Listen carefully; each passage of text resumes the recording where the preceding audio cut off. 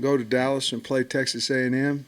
They have a really good team. Obviously, a big win for them over Miami on Saturday.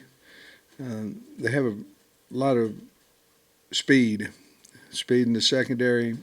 They're big on the D-line, big at linebackers. Can really stretch the field as wideouts. They had some guys suspended last week. I don't know whether they're coming back or not, but you have to stop 6 and 0 on offense. It's hard to do. Chain is really fast, and of course, Anaya Smith he's dangerous running the ball, catching the ball, and obviously on punt returns, along with a Chain on kickoff returns. So Max Johnson played really well, I thought, against Miami, and they've got a good special teams group. Just a really solid team, big team. Looked like a big physical SEC team, and have a lot of respect for Coach Fisher. I would consider him a friend of mine, and certainly have a lot of respect for him and his program and the guys on his staff. So with that, we'll get to answering.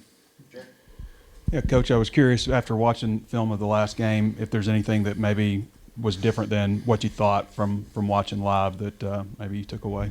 Well, I thought our defensive line, I thought they played well. I can put it in a nutshell for you. We didn't tackle well as a team. We're having a hard time covering opponents. We've had that the entire year. On offense, you can't turn the ball over 3 and get 9 on defense. So 3-0. That took that 99% computer winning to 11, and that's about what it felt like out there.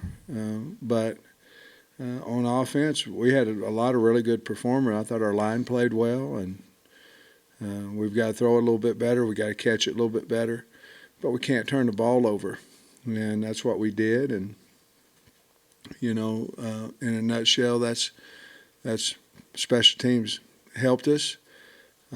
We still have a couple penalties in there that hopefully we can get fixed. We'll try our best today to get that fixed, but that's really what I saw. We didn't tackle well, we didn't cover well. And on offense, we turned the football over, and that's kind of what happens. Luckily, we got out with a win. Is there some stuff with tackling, like from a fundamental deal, that you go back and review this week? And what about coverage? What do you do about that this week? Well, tackling, we started last week in open field tackling, and we brought down the scout team wideouts and running backs, and just trying to get them on the ground. We missed a lot of tackles at linebacker as well, so we have to add that group in there. Last week it was just a secondary, and so I think we just continue to do that. Your other question was what, Trey? Just in the secondary with the coverage issues, is there something that you can do to fix that quickly? Well, I think the first thing is you have to make sure you have the right people in the right spots. I'm talking about pre-snap, not where they're aligned. I'm saying, do we have our best players on the field? I think you have to figure that out first, and we've been adjusting. Part of it was because of the couple of injuries, but part of it is we had some new guys back there as well. So we're going to experiment a little bit this week and see if we can't get the right people in the right spots. I think Slusher, he's going to practice today, so he'll be back, and that should help us as well. But I think Malik Chavis is a guy we need on the field, and when he's not playing corner, we need him at safety, and I'm not for sure if we don't need him at safety and just put Hutt at corner. I think those are questions that we have that we need to make. We got to get our best 5 guys out there on the field at all times. Obviously, we know they get hurt, but those are things that we've talked about as a staff. We've got to figure that out a little bit better. Was McLaughlin hurt Saturday night, or I didn't see much in the second half, Coach, which I could have missed him. You look great, by the way. Thank you, man. I'm feeling a lot better. Are you? Yeah. Nudie got hurt, hamstring. wasn't much to it because he lifted and all that yesterday, but and he'll practice today. So, but that was a hamstring that he had. Nate wanted me to ask you this: have you seen the difference between the quarterback at A&M this year? I know that's been one game, I guess, compared to LSU last year. No, not a lot. I mean, obviously they're running a little bit similar system, you know. I don't see they're going to run the ball a little bit more with their other guy. I know you're comparing Johnson to last year, but we didn't see a whole lot of change in what they did at LSU, and you know they're asking him to throw the football, and he ran his own read and kept the ball, and I mean he's still a guy that can hurt you with his feet, just like they used him a little bit at LSU as well. But he's in there to manage the game and throw the football. To me, he was at LSU and he is at A&M. Did Hazelwood get banged up a little bit too, Shaden? Not that I remember. Okay. No, I mean he wasn't on our injury report today. Okay. Here's a stat for you. You guys are leading the country in sacks per game. Flip side of that, maybe committing more guys. You're leading the country in passing yards allowed. Can you live with that, or what's your take on it? Well, we had to get better at both of them, really. But obviously, there's a little bit more urgency of covering people. We can live with guys getting good throws, and we can't live with guys wide open. And if somebody's going to beat us, they need to beat us with us attempting to cover the guy. And we've had obviously too many mistakes there, and backs coming out of the backfield, things of that nature, where we're in man coverage and we've got to peel a linebacker out there and things of that nature. And I will say this: we're doing exactly what we think is best for us to win. There have been conversations about going back and running what we ran last year, double cloud about 90% of the snaps. And it worked some games and it didn't some games. So I think we'll get a mixture of that going forward, but we've got to fix that problem, and everybody in the building's aware of it. And how we do that is going to be a combination of who's on the field and the opponent, whether we feel like we can cover them man-to-man or not. And if we can't cover them in zone coverage, then we definitely have to put pressure on the quarterback, because that's something that we're good at. But to do that, you have to be able to play some man, even though we went into some quarters, halves coverage, and rushed Drew Sanders last week in the second half. It seemed to work out a little bit better for us. Rocket said that his game did not make up for that fumble. And I just wonder what you think about him as a person, like how important the game is to him and what he's meant to you so far. The thing about Rocket is, and it's true, I mean, he's the first guy, he's early to study table. I mean, all his teachers, we've had a few academic captains, academic staff captain. If he's in a class, they love him. That's how he is. Things bother him. He's a perfectionist.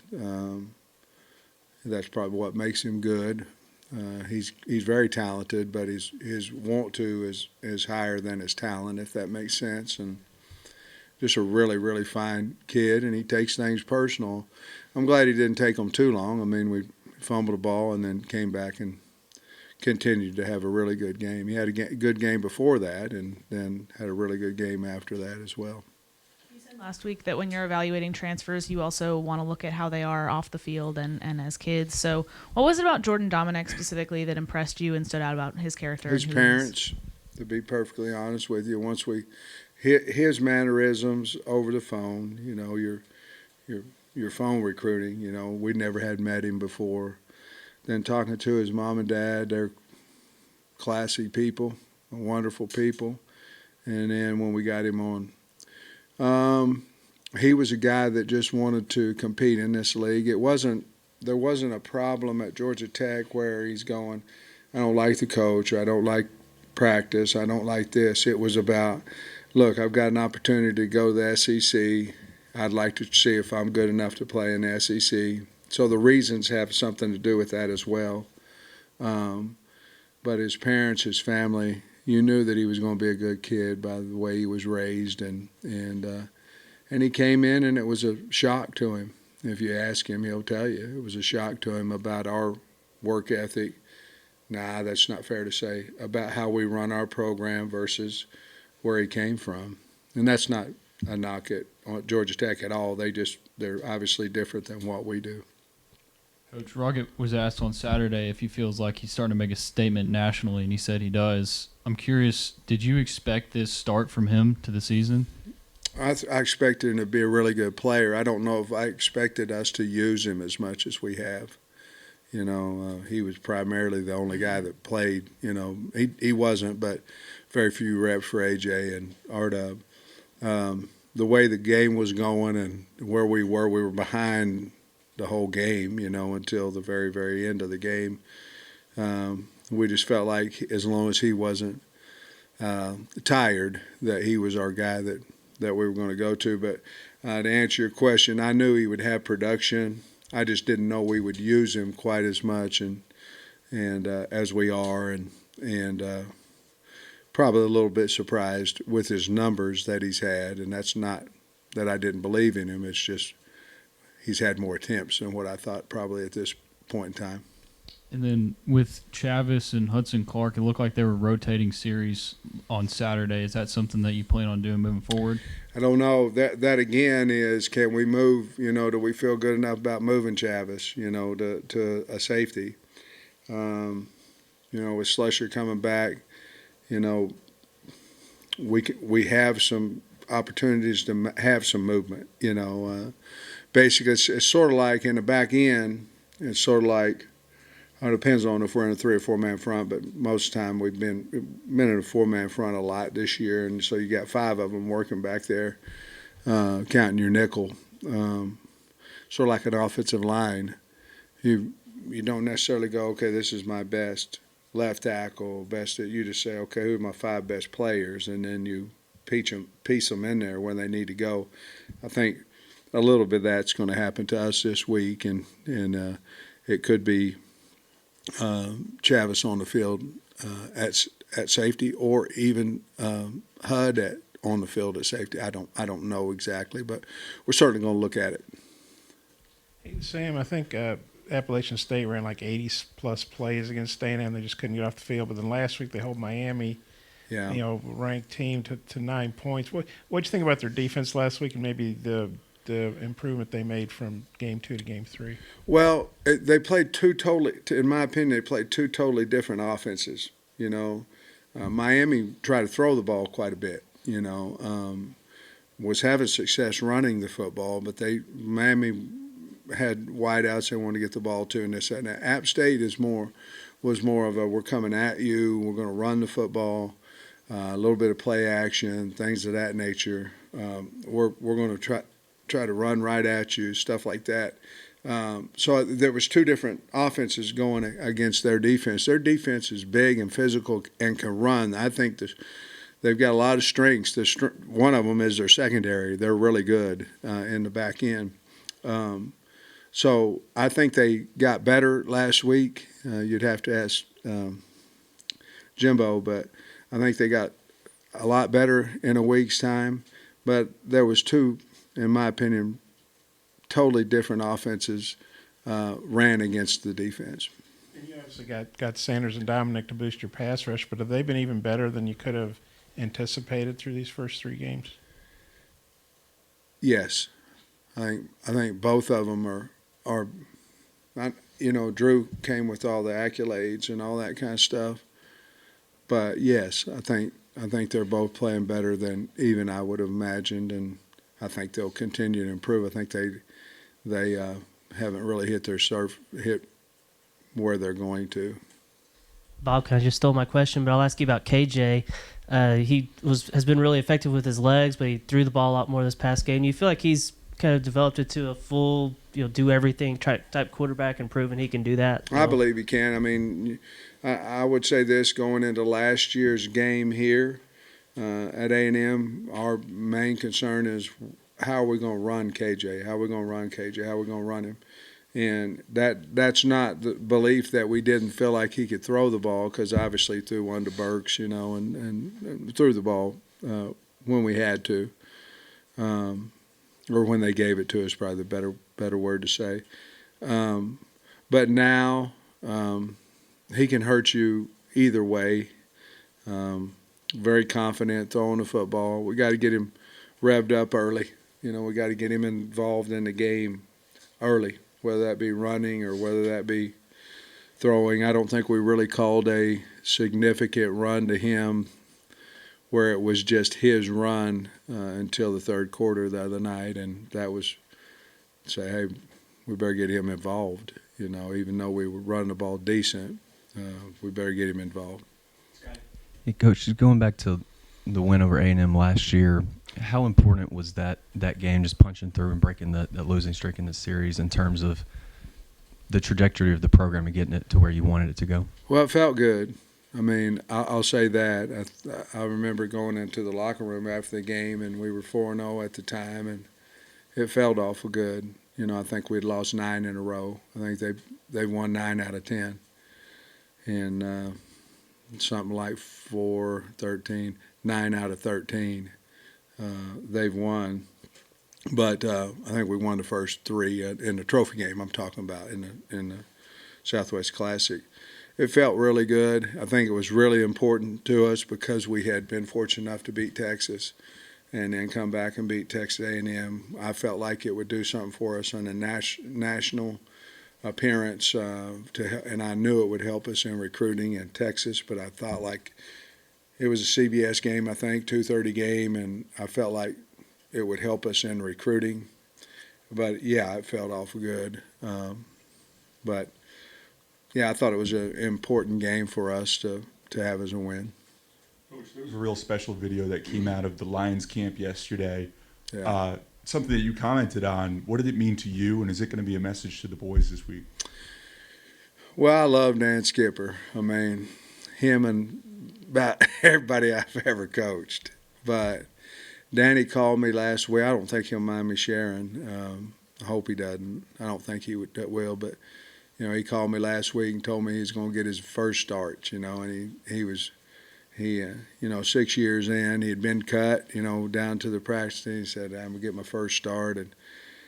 And he was very complimentary of me, like I had one thing to do with that, which I did not.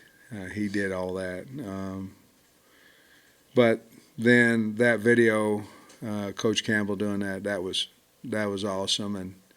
And I called Dan after I saw it last night, and visited with him a little bit.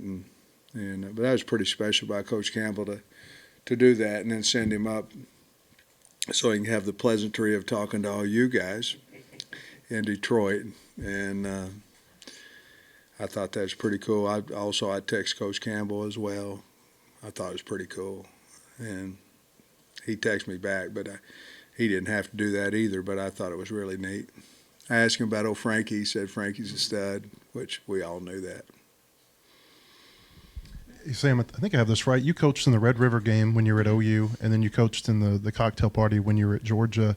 Is there a uniqueness to preparing for one of these neutral site games? It's electric. Those games are electric. Now, we didn't win. Thanks for reminding me about the Red River. I'm 0-2. We didn't do so hot when I was at Oklahoma back in 96 and 97, 98. But it's neat. You don't normally walk into a stadium and it's even Steven fans. Hotels have same similar number of occupants from both teams. It's really cool. Being in Mr. Jones Stadium is really neat.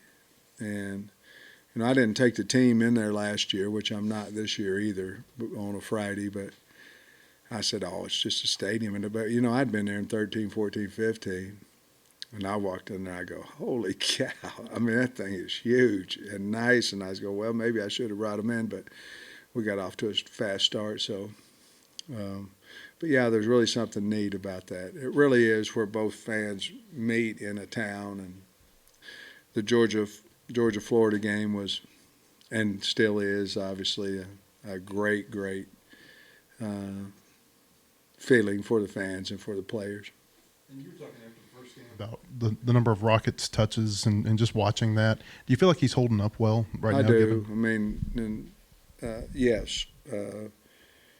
He's a big, powerful guy too, and but he's a smart runner. He's learning that when you get wrapped up by a couple guys, it's time to get down. He's starting to learn that instead of standing up there and taking the guy coming from 10 yards away and knocking the heck out of him. He's become, in my opinion, a smarter runner, trying to take away those last second shots on him.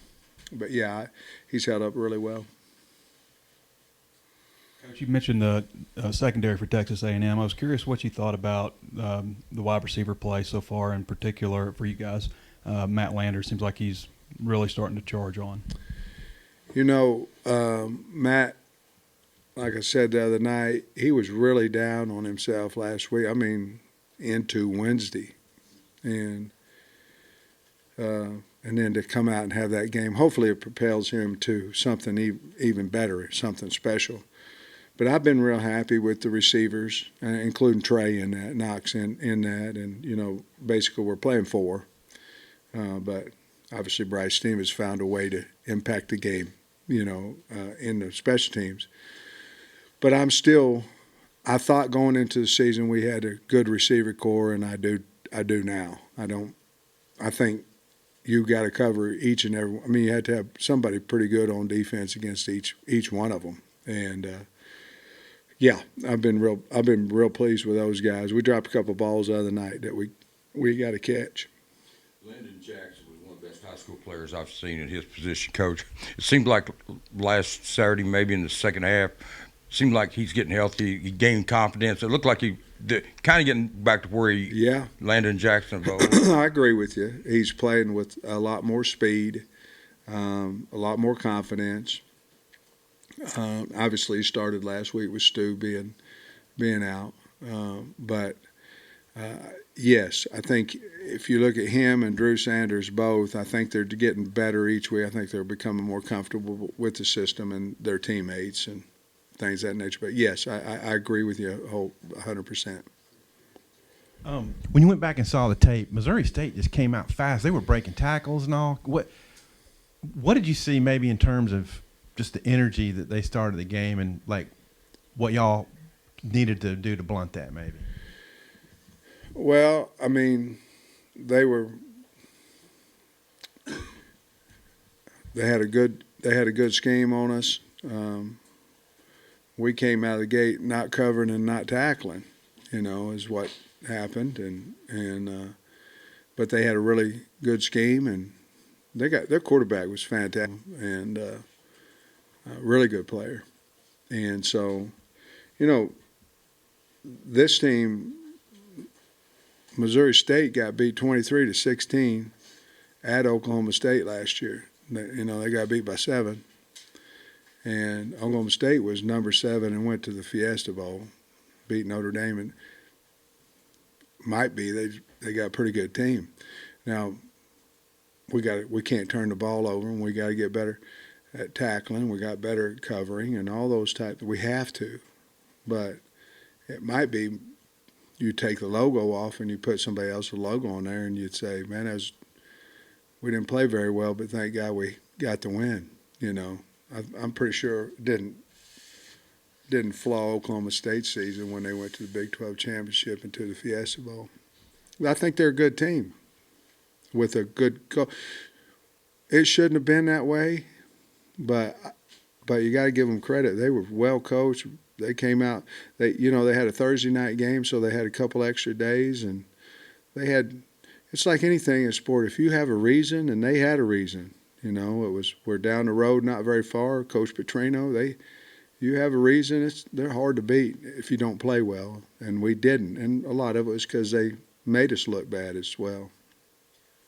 Any indications last night on what Jashad Stewart will look like, and whether Dominique says he's ready to go?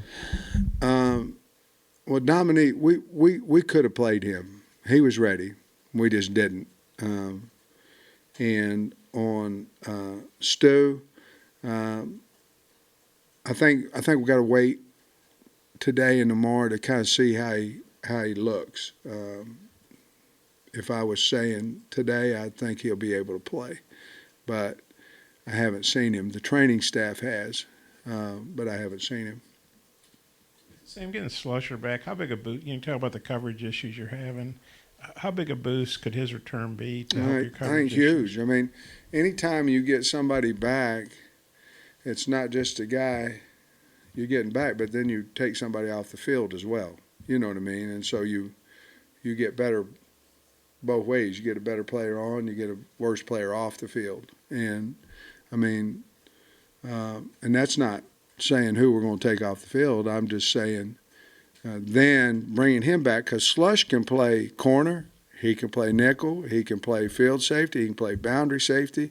And then with him, it allows us to have another opportunity to make sure we have our 5 best players on the field. So I think it's really big. About your receivers, what strides have you seen from Hazelwood the first 3 weeks, and then would you like to see more of Keytron Jackson moving forward? Well, Hazelwood, I think he's been pretty solid all year. I don't know that. I think his leadership's probably a little bit better than what it was at the beginning, which was really good anyway. I think Hazelwood's been probably the most consistent of those guys, And then, but I will say this: he's a leader now. He's tough and he's a leader. I love the kid. And then Keytron, yeah, I mean. We could look at 10 personnel to get him out on the field, but then you're taking, Trey off the field. I kind of like the way the rotation's going right now. Obviously Keytron, I'm sure, would like to play more, and he's earned that right, and I think he's getting a few more reps than what he did early in the year. On Rocket, I think he's already got more 20-plus yard plays than he had all of last season. Is there something that he's doing different, or maybe something that players are doing around him differently that's allowing him to have those bigger gains? I think the line's better. I think our offensive line's playing better. I mean, you watch the tape too, so he's breaking a few more tackles than he did last year too. I think he's just more confident. So he probably half stride faster than he was last year because he's seeing things quicker, which will allow for those little longer runs. He's playing really well. And here in this home stadium, when he breaks those off, there's I don't know if you notice this, and I wonder if you do, but a big buzz that comes across the stadium, like during that big touchdown run the other night. Is that something you notice on the sideline? Or no, I can't hear anything. Okay. I mean, when I jump on the assistants, I can't hear them either because they don't ever say nothing. But I can't hear anything once the game starts. I don't hear I really don't. It's sad because I wish I could hear it, but not whenever it ain't positive, but I can't hear it. Thanks, Coach. All right, guys.